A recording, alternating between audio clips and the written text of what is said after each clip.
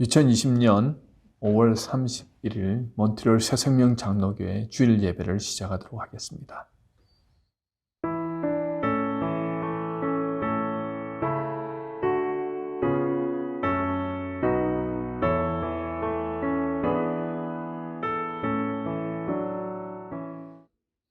내 영혼아 여호와를 송축하라. 여호와 나의 하나님이여, 주는 심히 위대하시며 존귀와 권위로 옷 입으셨나이다. 주께서 옷을 입은 같이 빛을 입으시며 하늘을 휘장같이 치시며 물에 자기 누각의 들보를 얹으시며 구름으로 자기 수레를 삼으시고 바람 날개로 다니시며 바람을 자기 사신으로 삼으시고 불꽃으로 자기 사역자를 삼으시며 땅의 기초를 놓으사 영원히 흔들리지 아니하게 하셨나이다. 아멘. 오늘도 살아계셔서 우리 삶 가운데 역사하시는 하나님 아버지, 주님의 사랑과 우리를 구원하신 그 은혜에 참으로 감사드립니다. 오늘 이 시간 하나님 앞에 머리 숙여드리는 이 예배를 통해 우리의 찢긴 영혼이 치유되고 깨어진 마음이 회복되기를 원하나이다. 하나님의 이름을 부를 때마다 하나님의 귀한 뜻을 깨닫고 세상을 향해 그 귀한 뜻을 전하는 삶 살게 하여 주시옵소서. 신령과 진정으로 드리는 예배 가운데 주님 홀로 영광 받아 주옵소서. 감사와 영광 올려드리며 예수님의 거룩하신 이름으로 기도드리옵나이다. 아멘. 찬송가 43장 즐겁게 안식할 날 함께 찬양하도록 하겠습니다.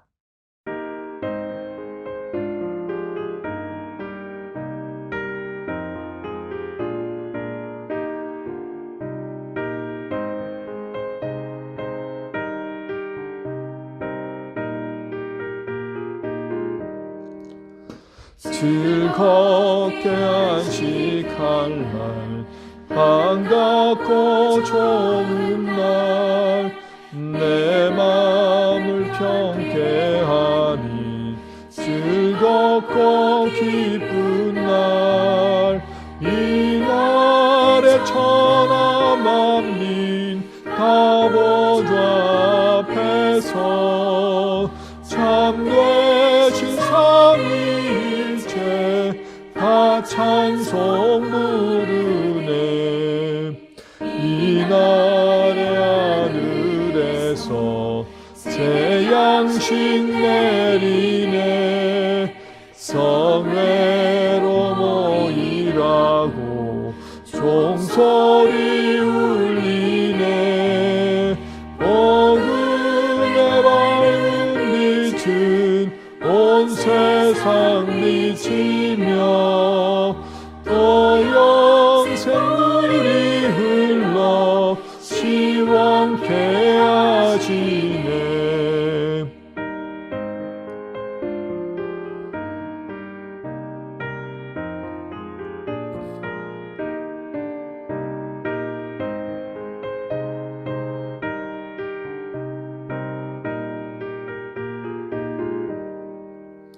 이 주의 지킴으로 새 은혜 입어서 영원히 쉬는 곳에 다 올라갑시다.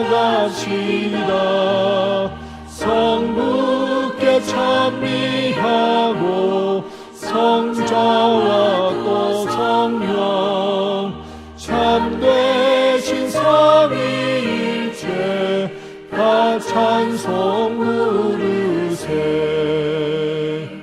아멘.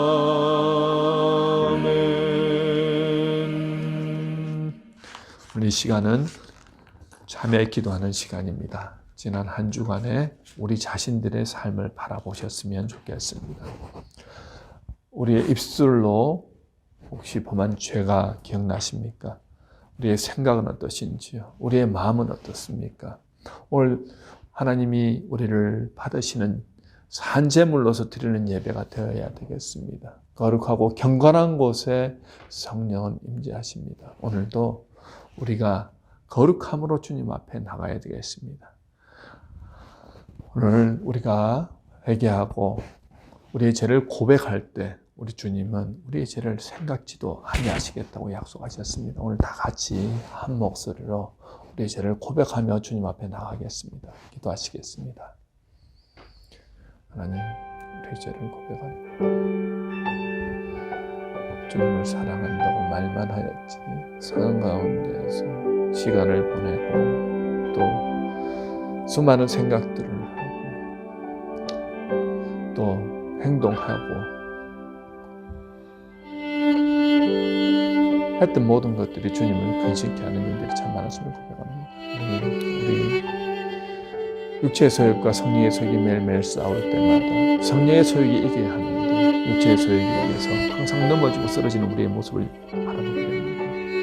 연약하여서 하나님 쓰러진 나의 모습, 주님 앞에 도저히 나갈 수 없는 연약한 모습이지만 그러나 주님께서 또다시 성령의 도우심으로 일어나게 하시고 또다시 주님 앞에 나갈 수 있는 담대함을 허락하셨사오니 주 예수 그리스도의 보혈의 피를 의지하여 오늘도 담대함으로 주님 앞에 나아갑니다. 주님, 우리의 죄악을 용서해 주시옵소서.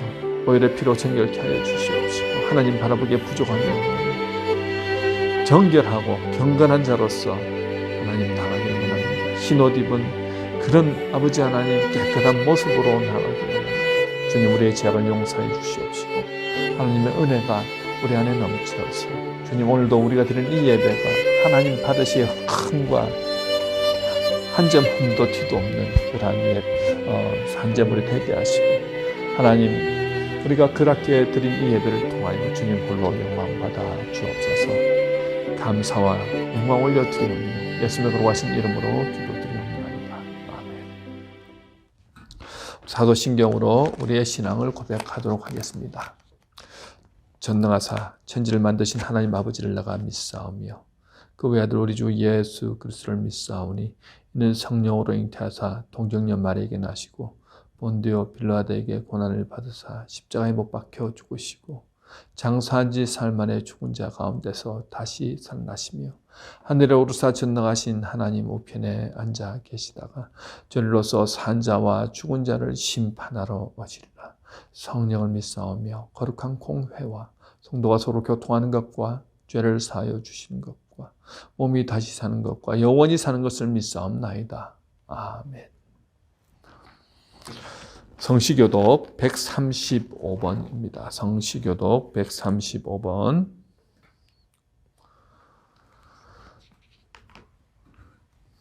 교독하겠습니다. 그 위에 여호와의 영, 곧 지혜와 총명의 영이요 모략과 재능의 영이요 지식과 여호와를 경외하는 영이 강림하시리니 오직 하나님이 성령으로 이것을 우리에게 보이셨으니 성령은 모든 것 곧 하나님의 깊은 것까지도 통달하시니라. 내가 아버지께 구하겠으니 그가 또 다른 보혜사를 너희에게 주사 영원토록 너희와 함께 있게 하리니 그는 진리의 영이다. 보혜사 곧 아버지께서 내 이름으로 보내실 성령 그가 너희에게 모든 것을 가르치고 내가 너희에게 말한 모든 것을 생각하게 하리라. 오직 성령이 너희에게 임하시면 너희가 권능을 받고 예루살렘과 온 유대와 사마리아와 땅끝까지 이르러 내 증인이 되리라 하시니라. 아멘. 찬송가 183장 빈들의 마른 풀같이 함께 찬양하시겠습니다.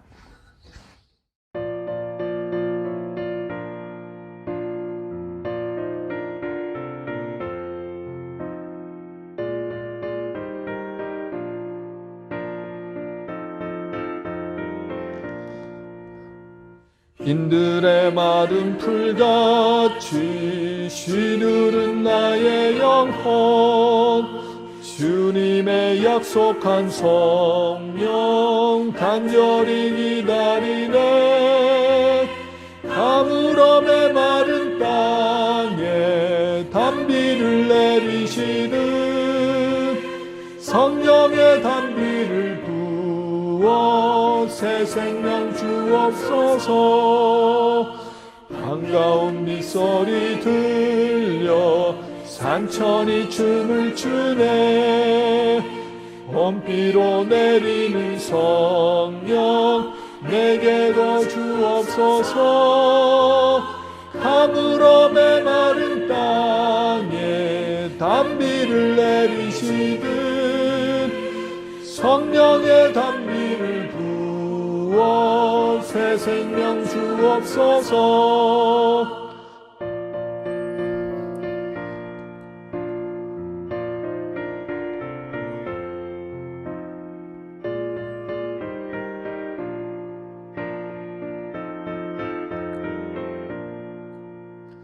절 따라 우러를 내려 초목이 무성하니 갈급한 내 심령 위에 성령을 부으소서. 가물음에 마른 땅에 단비를 내리시듯 성령의 단비를 부어 새 생명 주옵소서. 참되신 사랑의 언약 거길 수 있사오랴. 오늘의 흡족한 은혜 주실 줄 믿습니다. 가물음에 마른 땅에 단비를 내리시듯 성령의 단비를 부어 새 생명 주옵소서.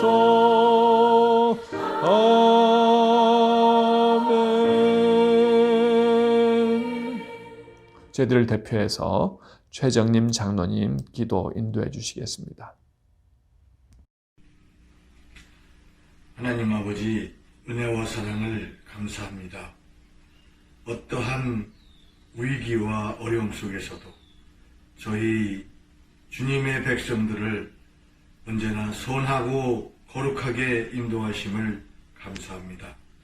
비록 모여 예배드리지는 못하지만 큰 은혜로 주 안에서 감사하는 마음 주시니 감사합니다. 가정의 달 5월의 끝자락에 우리의 가정이 항상 주님을 소망하며 주님의 뜻을 이루어가는 믿음의 가정이 되게 하옵소서. 길 잃은 양 한 마리를 찾으시는 주님의 마음처럼 영혼을 귀하게 여기며 늘 기도하며 주님의 삶과 성품을 닮아가게 하옵소서. 우리에게 사랑이 없으면 아무런 능력이 없으니 주님의 사랑을 넘치도록 부어주시기를 원합니다. 어려움이 닥칠 때 믿음을 잃지 않고 주님을 더욱더 의지하는 저희들 되게 하옵소서. 전 세계에 엄습하고 있는 코로나를 하루속히 거둬주시고 백신이 개발돼서 평안히 찾아들기를 간절히 기도합니다. 이로 인해 여러 가지로 어려움이 있는 성도들을 주님께서 찾으시어 위로해 주시고 해결해 주시옵소서. 우리가 교회에 함께 예배 드릴 때에는 온 성도들이 주님의 은혜에 더 큰 감동과 반가움으로 예배 드릴 수 있도록 인도하여 주시옵소서. 특별히 간구하옵기는 세계 오지에서 수고하시는 선교사님들을 위로해 주시고 부족함이 없도록 채워 주시옵소서. 오늘도 말씀 전하시는 정성호 담임 목사님께 성령의 두루마기를 입히시어 능력의 말씀이 선포되게 하여 주시옵소서. 예배를 위해 수고하시는 목사님, 전도사님께 함께하여 주시기를 바라옵고 이 모든 말씀을 살아계신 예수 그리스도의 이름으로 기도합니다. 아멘.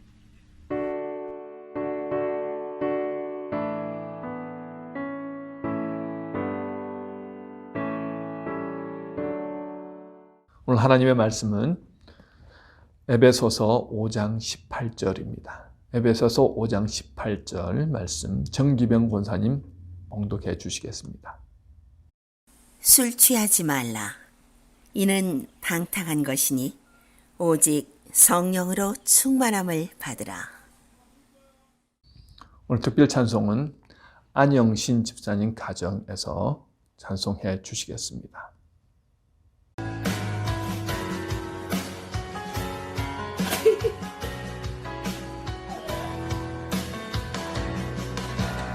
내게로부터 눈을 들어 주를 보기 시작할 때 주의 일을 보겠네. 내 작은 마음 돌이키사 하늘에 꿈꾸게 하네. 주님을 볼 때 모든 시선을 주님께 드리고 살아계신 하나님을 느낄 때 내 삶은 주의 역사가 되고 하나님이 일하기 시작하네.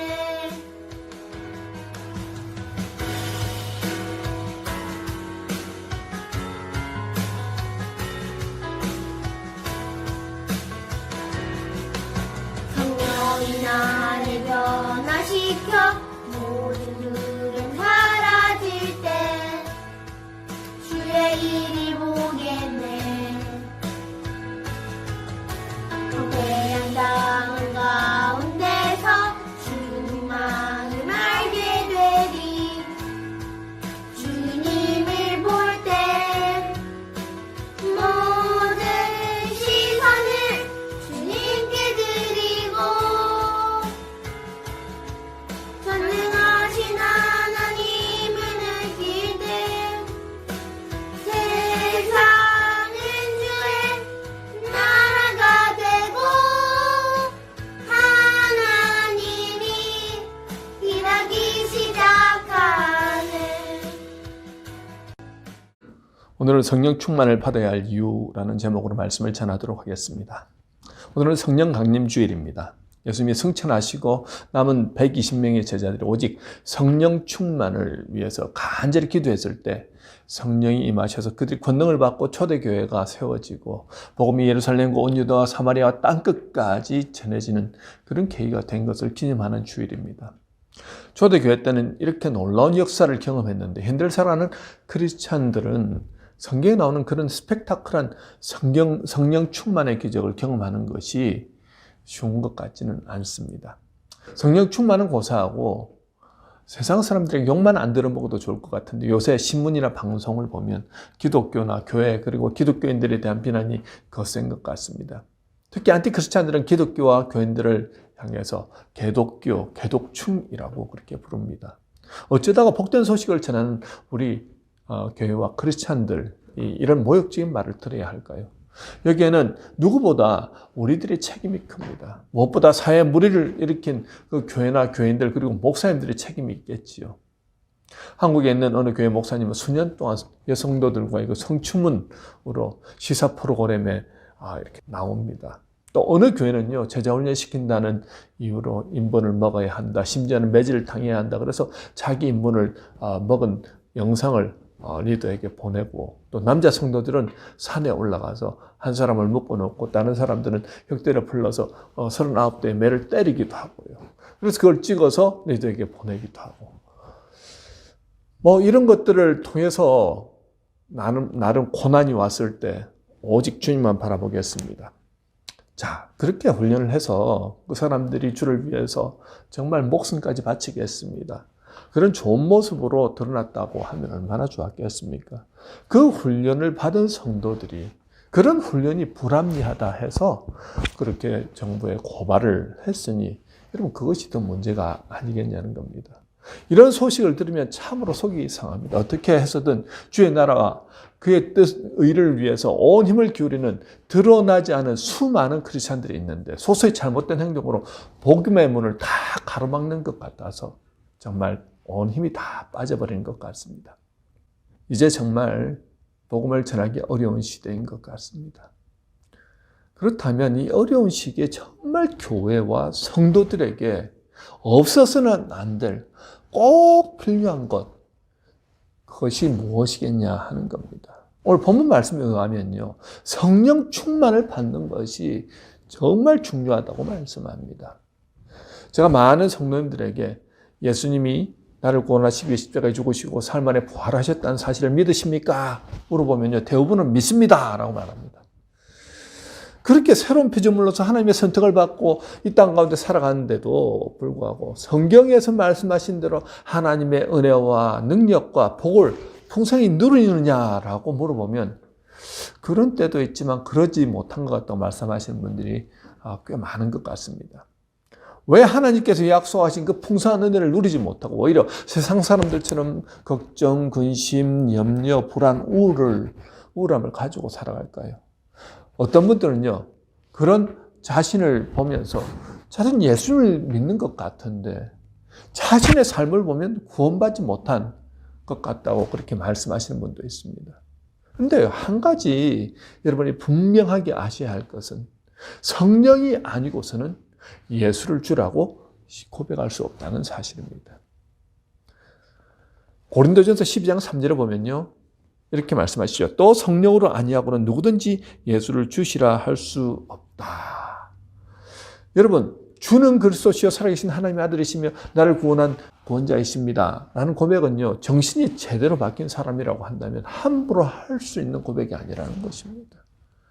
과학과 문명이 발달한 최첨단 시대를 살아가는 바로 우리들, 2000년 전에 팔레스타인의 한 목수가 하나님 나라를 전파하다가 그 당시 종교 지도자들의 미움을 받아서 십자가에 못 박혀 죽었는데 그 사람이 하나님의 아들이고 구원자니까 믿으라고 한다면 여러분 믿겠습니까? 성령의 역사가 아니고서는 믿을 수 없습니다. 상식적으로 이성적으로 도저히 예수를 주라고 구원자라고 고백할 수 없습니다. 그런데 저와 여러분은 모두 예수님을 나를 구원한 구원자, 나의 주, 나의 하나님이라고 고백하는 데는요, 전혀 의심의 여지가 없지 않습니까? 하나님께서 택하신 분들이라는 겁니다. 이 일은 우리가 믿고 싶다고 믿어지는 것도 아니고 아무리 세뇌될 정도로 많이 듣는다고 해서 믿어지는 것도 아니더라는 것입니다. 성령의 역사가 아니고서는 예수를 주라고 고백할 수 없습니다. 이렇게 예수를 주라고 고백할 때 그때부터 성령님이 우리 안에 내주하시며 우리와 영원히 함께 하신다고 약속하셨습니다. 고린도전서 3장 16절에 보면요, 이런 내용이 나오죠. 너희는 너희가 하나님의 성전인 것과 하나님의 성령이 너희 안에 계시는 것을 알지 못하느냐라고 말합니다. 우리 자신이 거룩한 성전이고 그 성전 안에 성령 하나님이 임재하고 계시다는 것입니다. 또 요한복음 14장 16절에는요, 예수님은 십자가를 지시기 전에 이렇게 말씀하셨지요. 내가 아버지께 구하겠으니 그가 또 다른 보혜사를 너희에게 주사 영원토록 너희와 함께 있게 하리니 라고 말씀합니다. 예수님이 이 땅에서 성천하신 후에 성령님이 오시는데 그분이 다른 이름은 보혜사입니다. 보혜사의 의미는요, 헬퍼, 돕는 자, 카운셀러, 상담자, 로이어, 변호사, 바디가드, 보호자의 의미가 있습니다. 예수님 대신 보혜사 성령님이 제자들을 직접 도우시고 상담해 주시고 변호해 주시고 보호해 주신다는 겁니다. 예수를 그리스도로 믿는 사람에게 성령이 임재하시는데 언제까지 임재하시냐 하면요, 영원토록 함께 하시겠다는 것입니다. 다른 말로 육신의 장막을 벗고 영혼의 세계로 들어갈 때까지 우리의 생명이 닿을 때까지 함께 해 주시겠다는 것입니다. 저와 여러분은요, 성령님이 함께 하시는 사람들이라는 것입니다. 예수 믿는 사람들에게 항상 성령님이 함께 하신다는 거예요. 이렇게 예수를 믿음으로 거룩한 성전으로 성령을 모시고 사는 우리 크리스찬들이 하나님의 인도하심과 위로하심과 보호하심과 역사하심으로 풍성한 삶을 살아야 하는데 그 은혜와 축복과 혜택을 누리지 못하는 경우가 많은 것 같더라는 거죠. 당연히 누려야 하는데 왜 누리지 못할까요? 첫 번째, 성령님이 항상 우리와 함께 하신다는 사실 자체를 잊고 살아갈 때가 많기 때문입니다. 사실 이 세상은 내 힘과 능력, 지식과 실력으로 살아가다 보면요, 많은 어려움을 경험합니다. 사실 은혜 받고 나서 하나님의 말씀대로 살아보려고 무던히도 노력해 왔습니다. 오른뺨을 치면 왼뺨도 되어주고, 오리를 가자 하면 심리를 함께 가지고, 겉옷을 달라 하면 속옷까지 내어주고, 원수를 사랑하라고 해서 정말 사랑하려고 무던히도 노력했지만 내 힘을 의지해서 하려고 하니까 점점 지치고 힘들고, 왜 내가 원수를 사랑해야 하는데? 왠지 손해보는 것 같습니다. 여러분, 몇 번은 말씀에 순종할 수 있습니다. 하기 싫어도 하나님 말씀이니까 억지로라도 하였습니다. 그런데 내 속에 기쁨이 없습니다. 평화도 없습니다. 하면 할수록 속이 상하고 힘이 들고 왜 내가 해야 하는지 모르겠습니다. 자, 이런 상태가 계속 지속되면 나중에 탈진을 경험하죠. 나중에는 아예 말씀에 순종하지 않습니다. 내가 고통당하고 내가 힘든데 굳이 왜 내가 이 힘든 걸 하느냐 하면서 포기하더라는 거죠. 그러면서 점점 더 능력은 나타나지 않더라는 거죠. 성령과 상관없는 삶을 살아가더라는 것입니다. 사실 가정에서 나를 통해 하나님의 나라와 그의 뜻이 이루어져야 하는데 내 지식과 힘으로 억지로 하려다 보니 내 뜻대로 잘 안 될 때 부부 사이에 갈등은 더 깊어지지 않습니까? 자녀들과의 관계도 더 나빠지는 것을 경험해 보시지 않으셨습니까? 몇 번 해보다가 안 되니까요, 아예 포기해 버립니다. 그렇게 사랑해서 결혼했고 내 배 아파서 낳은 자식도 말 잘 듣지 않을 때 온갖 험한 말이 나오지 않습니까? 정말 사랑한다는 것, 그게 쉬운 일이던가요? 또 직장에서는 어떻습니까? 치열한 경쟁에서 살아남아야 하고 사업체를 운영할 때 이윤을 남겨야 하는데 정직하게 정도를 걸으면서 이익을 남기고 경쟁에서 살아남을 수 있을까요? 어떤 면에서는요, 이 땅에서 그렇지 않으로 잘 살기 위해서는 사실은요, 저 사막이나 아니면 산 속에 들어가서 속세를 떠나 돌을 닦으면서 사는 것이 맞을지도 모르겠습니다. 그런데 하나님의 말씀에 순종하면서 이 죄 많은 세상에서 하나님의 거룩한 자녀로 온전하게 살아간다는 것은 어쩌면 불가능한 일인지도 모르겠습니다. 맞습니다. 사람의 지식과 힘과 능력으로는 하나님의 말씀을 지키는 것은 불가능합니다. 그런데 이 불가능한 삶을 가능한 삶으로 살아가는 사람들이 있더라는 거예요. 그들의 특징은 자기 힘으로 살아가는 것이 아니라 매 순간 성령의 도우심을 구하며 살아가더라는 것입니다. 도저히 사랑할 수 없는 사람은 어떻게 사랑할 수 있습니까? 성령께서 사랑할 힘을 주셔야 사랑할 수 있습니다. 내가 예수 믿는다는 이유로 핍박을 당하고 감옥에 갇히고 고난을 당할 때에도 끝까지 믿음을 지킬 수 있는 힘이 어디서 나올까요? 나를 도우시는 성령님과 교제가 있기 때문에 능히 감당할 수 있더라는 것입니다. 혼자가 아니라 성령 하나님이 내 안에 함께 하셨다는 믿음이 있었기에 그들은 능히 고난 가운데서 믿음을 지킬 수 있었습니다. 여러분, 그런데요, 이 사실을 우리가 모를까요? 이론적으로는 너무나도 잘 알지 않습니까? 다 아는 내용인데 실상 안에 들어가면 자꾸 성령님을 잊어버리더라는 것입니다.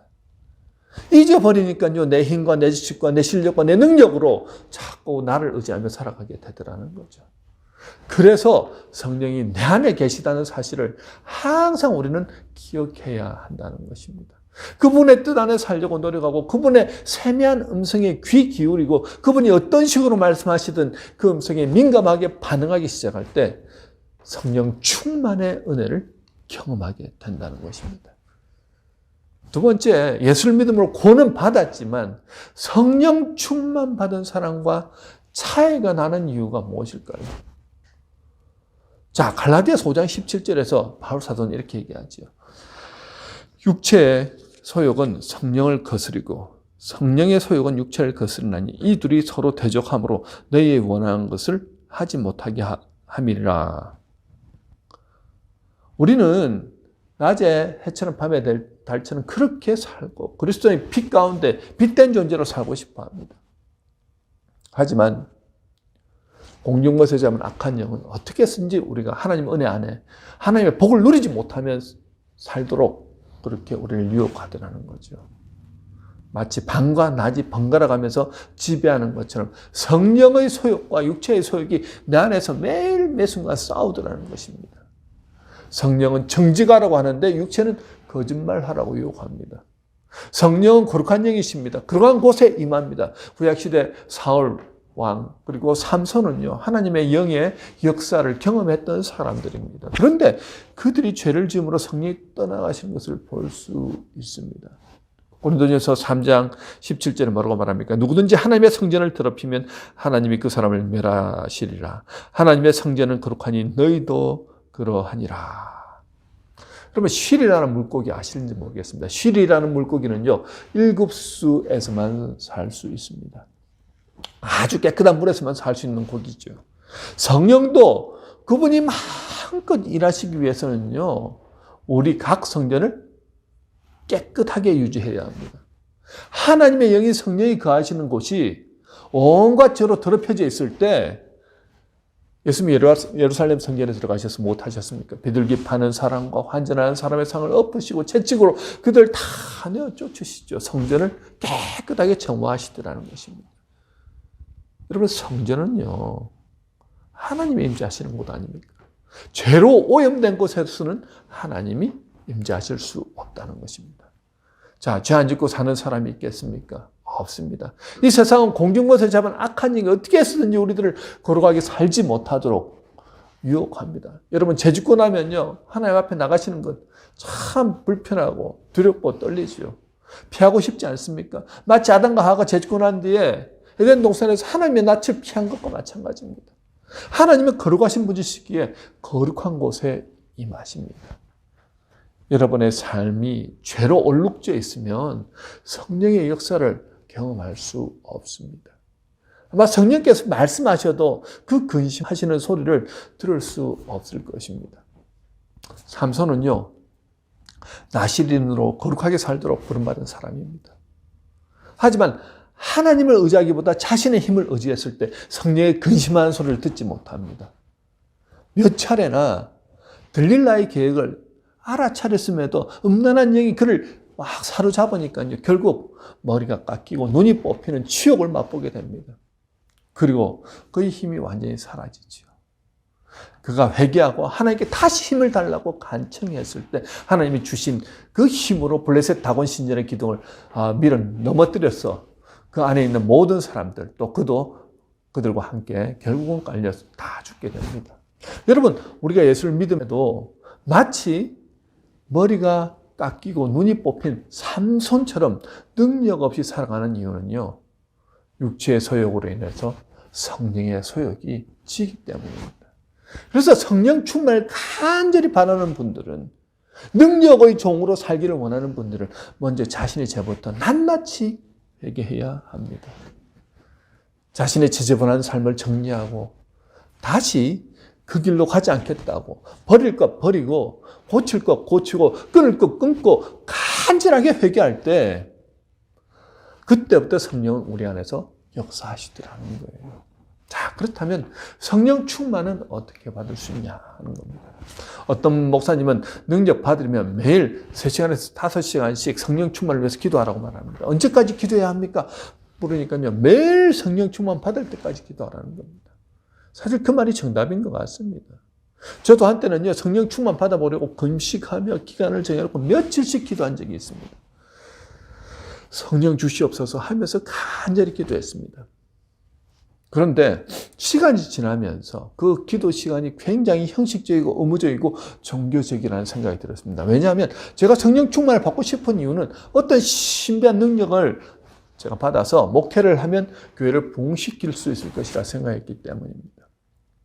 사실 한국의 많은 목회자들이 예언, 방언, 신유 등 많은 은사를 받았다고 신문에 광고하고 또 그런 집회를 하는 것을 봅니다. 저도 그런 마음이 있었던 것 같습니다. 교회를 부흥시키고 많은 사람들에게 복음을 효과적으로 전하기 위해서 그런 병 고치는 능력, 예언하는 능력, 방언 통역, 귀신을 쫓아내는 그런 은사를 받으면 얼마나 효과적으로 복음을 전할 수 있을까, 뭐 그런 생각을 해본 적이 있습니다. 그런데 그 당시에 제가 간절히 성령 충만을 위해서 기도했음에도 성령 충만이 임하지 않더라는 거예요. 왜 성령 충만이 임하지 않았을까요? 분명히 예수님은 구하라 찾으라 두드리라고 특별히 성령 충만을 위해서는 더 기도하라고 말씀하심에도 불구하고 그것을 위해서 기도했는데 왜 성령 충만이 임하지 않았을까요? 다른 어떤 이유보다 성령을 내 마음대로 사용하고 싶은 욕망이 있었던 것 같습니다. 내가 기도하는 대로 성령이 역사하고 일하시고 내가 명령하면 귀신이 쫓겨나고 병든 자들이 치유되고 정말 복음을 위해서라기보다 내 유익을 위해서 성령 충만을 구했던 것 같습니다. 성령도 내 마음의 중심을 아신다는 거죠. 내 자랑과 성공을 위해, 내 자신의 유익을 위해 구하는 성령 충만은 아무런 역사도 경험할 수 없더라는 것입니다.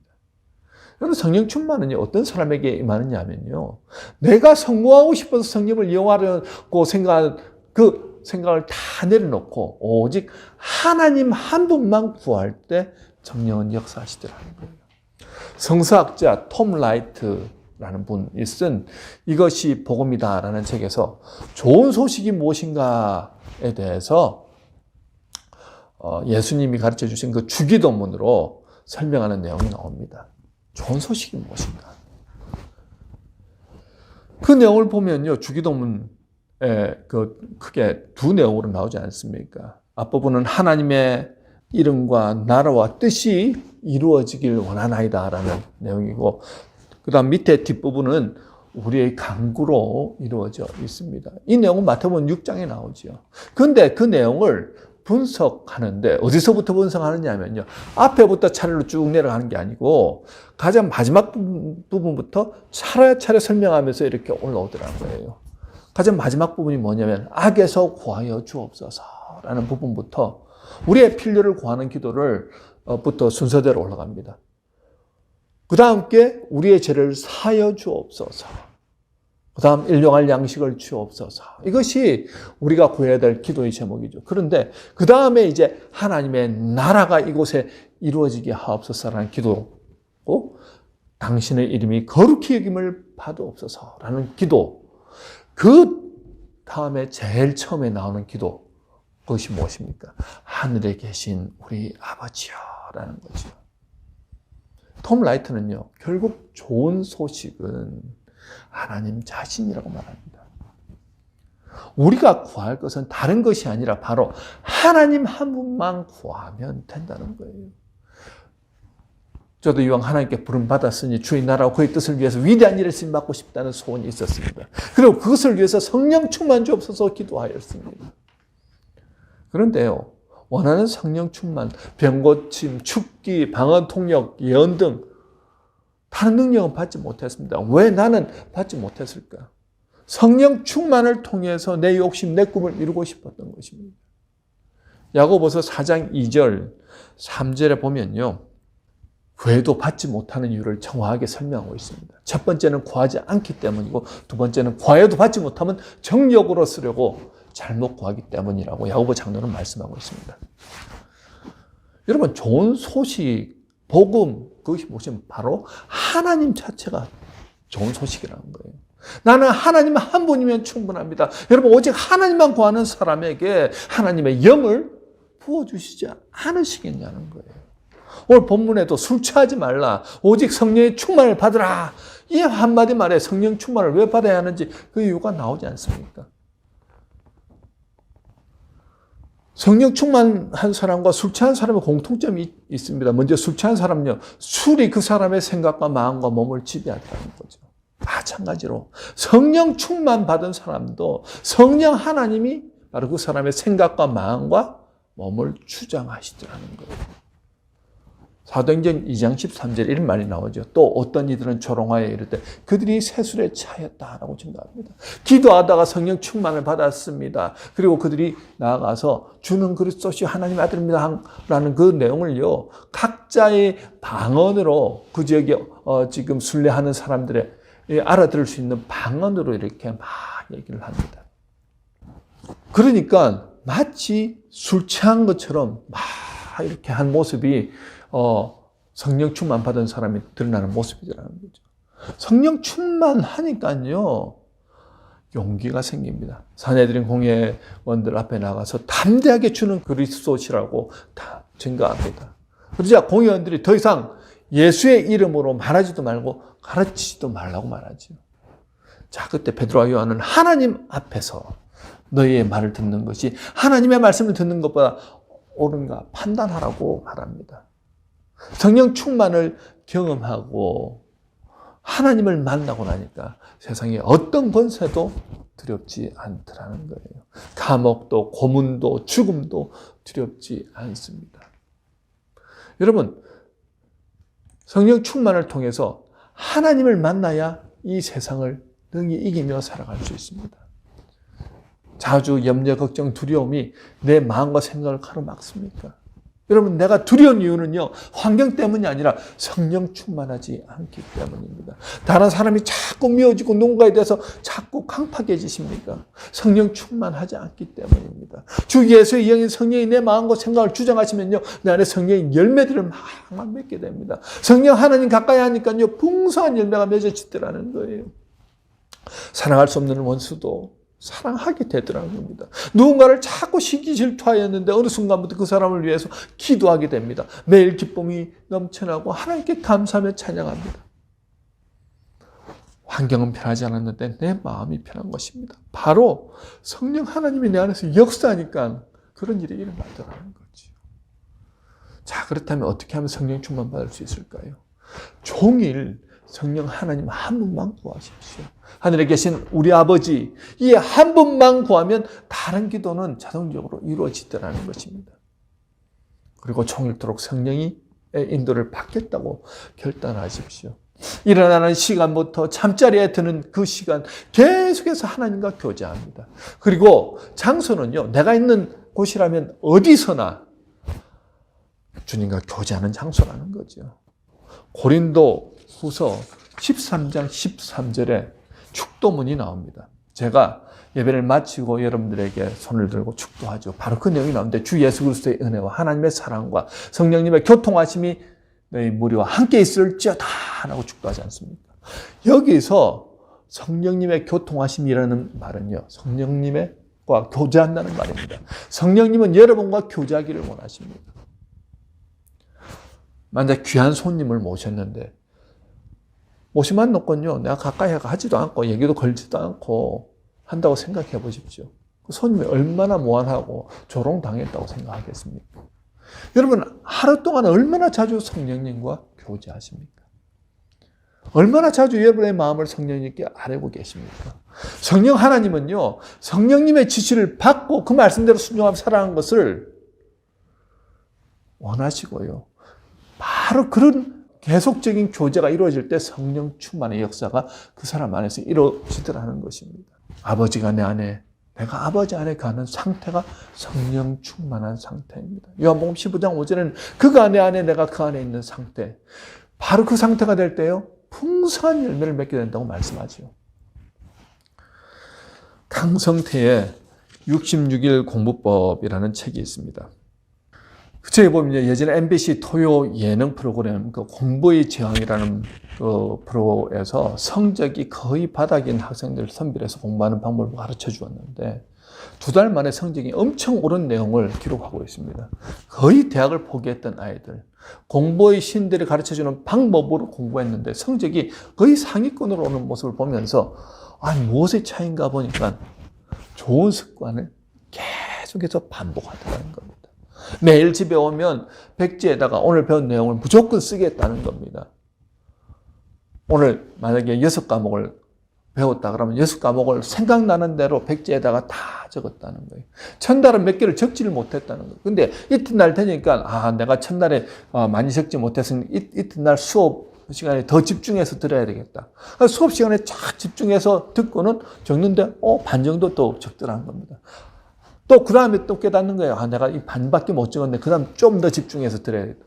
더 집중해서 수업에 듣다 보니까 이제는 수업 끝나고 나서 곧바로 쉬는 시간에 한 5분 정도를 미리 메모를 해놓습니다. 기억을 미리 저장을 시키기 위해서 탁탁탁 해놓고 집에 와서 오늘 배웠던 거를 또 백지에다가 다 적었다는 거예요. 훨씬 많은 분량을 채워나가기 시작했습니다. 그렇게 해서 2달을 공부했는데요. 놀라운 일이 나는 거예요. 그 당시에 거의 국어를 포기했던 학생이 그 당시에 20점 받으면 잘 받았다는 그 수준이었는데 이 2달 동안 그 공부를 하고 난 다음에 78점이라는 굉장히 높은 성적을 받았다는 거예요. 무엇에 변화가 있었기 때문입니까? 좋은 습관을 가지고 매일 반복적으로 하다 보니까 나중에는요, 다 포기하고 아이는 안 된다라고 부모도 자기도 포기했던 그 아이들이 놀라운 일을 이루어내더라는 거죠. 믿음의 사람들도 마찬가지라는 겁니다. 기도도 마찬가지입니다. 올바른 방법으로 기도해야 합니다. 성령님과 대하는 것이 습관이 되어야 합니다. 예수 믿는 사람은요, 성령 충만해야 이 험한 세상을 능히 이길 수 있습니다. 우리는 매일 육체의 소욕과 성령의 소욕이 싸우기 때문에 성령 충만한 상태가 무엇입니까? 주님과 계속해서 교제하는 상태 아닙니까? 주님의 음성을 듣고 주님이 시키신 대로 하는 상태가 성령 충만한 상태 아닙니까? 그래야 육체의 소욕을 이길 수 있다는 거예요. 한 목사님의 간증이 이 어려운 시대를 살아가는 크리스찬들에게 어떻게 살아가야 할 것인가 답을 던져주는 그 내용이 있어서 잠시 소개하고자 합니다. 어려서 위로 3분의 형들이 속절없이 죽는 것을 보았습니다. 6.25 때는 아버지와 가족들이 공산당에 의해서 학살당한 것을 눈앞에서 목격하였습니다. 본인도 6.25 때 죽음의 골짜기를 수없이 건넜습니다. 사랑하는 동생이 불놀이 하다가 불에 타 죽는 그 장면을 바로 앞에서 보았습니다. 그 쓰라린 고통을 느끼면서 평생 살아갑니다. 다른 동생이 벌목하는 나무에 치여서 죽는 것을 보았습니다. 고등학교 교감으로 봉직하던 착한 동생이 10살에서 16살 내 딸을 두고 죽어가는 그 자리에 앉아 있어야만 했습니다. 그리고 나중에 친딸이 위암으로 157일간의 처절한 고통을 겪다가 2 손녀딸을 부탁한다는 말을 남기고 죽어가는 것을 지켜보아야 했습니다. 한마디로 말하면요, 그의 생애 전체가 비극이었습니다. 그가 환갑이 되던 날 다음과 같은 신앙 고백문을 적었습니다. 정직하게 솔직히 말하면 나는 하나의 얼굴로는 웃고 다른 하나의 얼굴로는 운다. 내 영은 주님을 찬양하고 깊은 곳에서 샘물 같은 환희가 샘솟아오른다. 하지만 다른 마음 한구석에서는 피가 끊임없이 흐르고 있다. 옆을 보면 정신 장난증이 걸릴 것 같고 위를 보면 현기증이 나고 내 안을 들여다보면 죄와 추한 것들이 있고 과거의 슬픔과 회한뿐이고 미래는 안개처럼 불확실하고 불안하다. 그래서 난 매 순간 주님만 바라봐야 한다. 한 해 한 해를 사는 것도 아니다. 하루하루를 사는 것도 아니다. 한 발짝 한 호흡 주님을 사랑하며 영원한 첫사랑으로 살아가고 있다. 내게 깊은 위로와 감사와 찬송이 있는 것은 내게서 나온 것이 아니라 내 안에 계신 성령의 은혜로 내게 주신 것이다. 이 내용은 전 CCC 총재였던 김중곤 목사님의 고백입니다. 그 많은 눈물 골짜기를 걸어오시면서도 하늘의 기적 같은 기쁨을 체험하며 한 걸음씩 하늘을 향해 걸어가셨던 초인간적인 능력은 어디서 왔을까요? 그분의 고백처럼 내 안에 계신 예수 그리스도의 영, 그분이 주시는 은혜 때문에 매 순간 살 수 있었다는 것입니다. 코로나 바이러스로 혼란한 이때 저와 여러분이 의지할 곳은 오직 성령 하나님이십니다. 오늘도 성령의 충만을 위해 여러분 힘써 기도하십시오. 종일토록 기도하십시오. 성령 하나님과 교제하십시오. 습관적으로 기도하시고요. 그리고 정말 이것이 몸에 완전히 붙어서 정말 내 안에서 성령 충만을 경험하고 나를 통해서 수많은 사람들에게 놀라운 하나님의 사랑과 은혜를 전하는 삶을 살도록 우리가 부름받았는데 그런 삶을 살아내어야 하지 않겠습니까? 여러분, 내 영혼이 살아야 되겠습니다. 성령 충만할 때 육체의 소욕을 이길 수 있습니다. 성령 충만할 때 하나님께서 우리에게 맡겨주신 일들을 능히 감당할 수 있습니다. 이 어려운 세상 가운데서 성령 충만한 소수의 사람들을 통해서 하나님 놀라운 역사를 일으켜 나가십니다. 저는 그런 분들이 바로 우리 새생명 성도들이었으면 좋겠습니다. 그 놀라운 성령 충만의 은혜를 매일매일 경험하시는 저와 여러분 되시길 주님의 이름으로 축원합니다. 기도하겠습니다. 오늘도 살아서 역사하시는 하나님, 주님의 사랑으로 구원받은 하나님의 자녀이고 백성이라는 것을 잘 알면서도 죄로 인해 성령 하나님이 공복하시는 풍성함을 누리지 못하고 전전긍긍하며 살았던 우리의 연약함을 용서하여 주옵소서. 이제부터 성령 하나님 한 분만 바라보며 성령 충만을 위해 기도합니다. 이때까지 내 인간 내 능력으로 살아왔습니다. 이제부터 성령 하나님의 능력으로 살기 원합니다. 공부할 때 위로해 주시며 연약할 때 도와주시며 죄 가운데 있을 때 우리를 변호해 주시고 고통 가운데 있을 때 보호해 주시는 성령님을 의지하며 인생의 매 순간 주님과 동행하기를 원합니다. 육체의 소욕과 성령의 소욕이 싸울 때마다 항상 성령의 소욕이 이김으로 이 세상을 능히 이기는 삶 살게 하옵소서. 그리하여 세상에 고통 가운데 거하는 자들에게 살아계신 주님을 증거하는 삶 살게 하여 주옵소서. 감사와 영광 올려드리오며 예수님의 거룩하신 이름으로 기도드리옵나이다. 아멘. 봉헌 찬송 185장 이 기쁜 소식을 함께 찬양하도록 하겠습니다.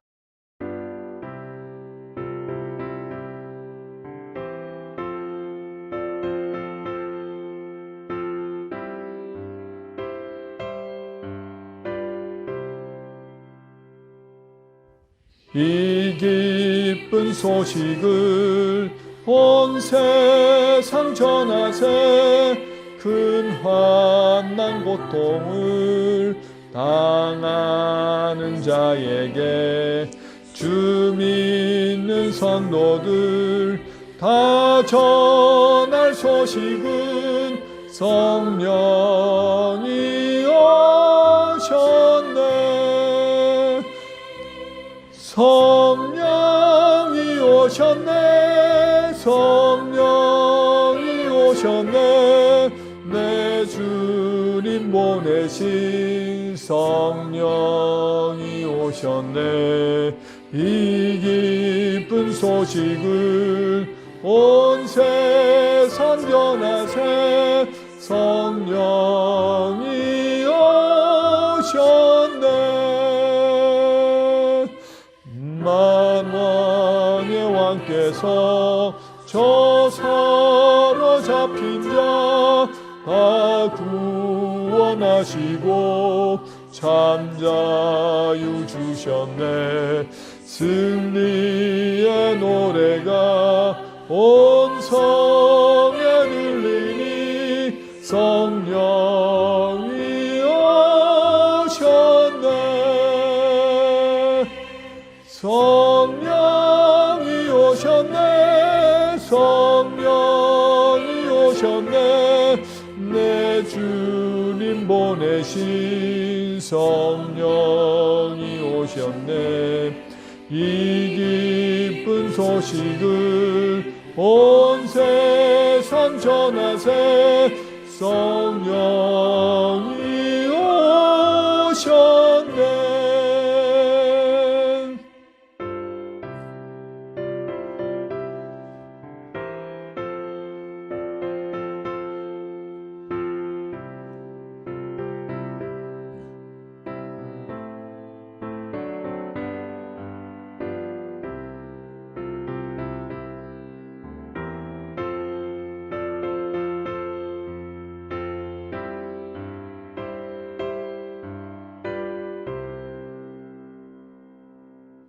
한없는 사랑과 그 크신 은혜를 늘 의심하면서 안 믿는 자에게 내 작은 힘으로 곧 증언하리니 성령이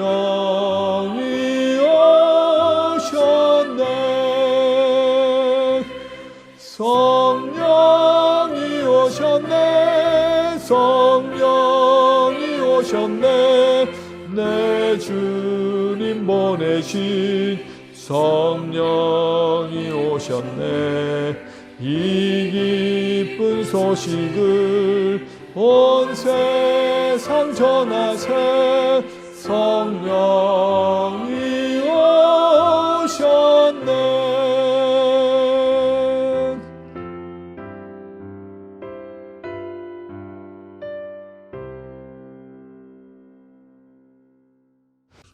이 시간은 우리가 드리는 헌금을 위해서 기도하도록 하겠습니다. 은혜와 사랑이 풍성하신 하나님, 감사와 찬양 올려드립니다. 많은 사람들 가운데서 저희들을 선택하여 하나님의 자녀로 삼아주시고 오늘도 거룩하고 복된 하나님 앞에 나와 신령과 진정으로 예배드릴 수 있도록 인도하심에 감사드립니다. 나올 때 빈손으로 나오지 아니하고 말씀 따라 정성을 모아 예물을 드리게 하신 감사드립니다. 주님, 이 예물을 통하여 하나님의 나라가 확장되는 데 쓰이게 하여 주시옵소서. 예수님의 마음으로 세상을 바라보고 고통 가운데 있는 자들에게 귀하게 쓰일 수 있는 예물 되게 하여 주시옵소서. 코로나 바이러스로 인하여 많은 사람들이 고통 가운데 있습니다. 주님, 불쌍히 여겨 주시옵소서. 인간의 죄로 인하여 바이러스가 창궐하였고 환경과 공해가 이 지구를 고통 가운데 몰아넣고 결국은 바이러스를 통하여 우리 또한 고통을 받게 되었는데, 하나님, 이 일을 통하여서 깨닫게 하시고 이제 더 이상 주님, 우리가 이런 우리의 이익을 위해서 환경을 함부로 파괴하고 또 우리의 이익을 위해서만 살아가는 그러한 이기적인 모습들을 버리게 하시고 모두가 함께 주님께서 주신 귀한 창조물을 잘 관리하며 공존할 수 있도록 주님, 이 얘기를 통하여 다시 한번 생각하게 하여 주시옵소서. 무엇보다도 주님께서 사랑하시는 우리 성도님들의 사업체와 건강을 지켜주시옵시고, 주님, 비록 온라인으로 예배를 드리지만 이 예배를 통하여 하나님의 사랑과 은혜를 매일매일 경험하게 하시고 정말 성령이 충만하여서 많은 사람들에게 사랑을 전하며 복을 전하는 귀한 주님의 메신저로서의 삶을 살아갈 수 있도록 인도하여 주시옵소서. 모든 영광 주님께 올려드립니다. 예수님의 거룩하신 이름으로 기도드리옵나이다. 아멘. 교회 소식 몇 가지 전해드리도록 하겠습니다. 코로나 바이러스로 인해서 각 가정에서 지금 예배를 잘 드리시고 또 매일 우리 밤마다 모여서 함께 가족끼리 또 말씀을 읽고 기도를 잘 하시고 계신 줄 믿습니다. 언제 코로나 바이러스 치료제가 개발이 되고 백신이 개발될지 모르겠지만 빨리 종식될 수 있도록 우리 함께 기도하였으면 좋겠습니다. 그리고 이번 주에 또 우리 구정의 집사님 한국으로 또 귀국하게 됩니다. 한 1년 정도 한국에서 제휴하시다가 다시 나오실 계획을 가지고 계신데요. 우리 6월 1일 날 가시게 되는데 여러분들 또 연락하셔서 안부 또 전하시고 인사 나누시고 하시면 좋겠습니다. 다 같이 원하고 바라고 기도합니다. 함께 찬양하겠습니다.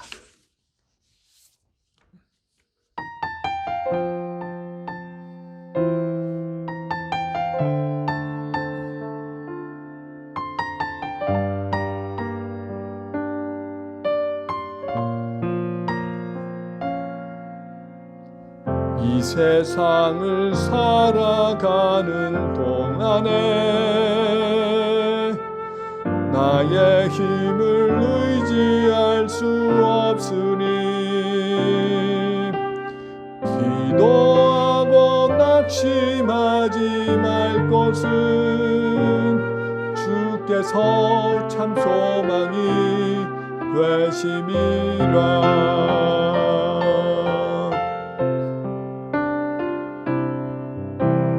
주의 길을 걸어가는 동안에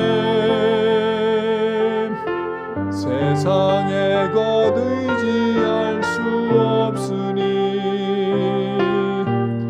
감사하고 낙심하지 말 것은 주께서 참 기쁨이 되심이라. 하나님의 꿈이 나의 비전이 되고 예수님의 성품이 나의 인격이 되고 성령님의 권능이 나의 능력이 되길 원하고 바라고 기도합니다. 원하고 바라고 기도합니다.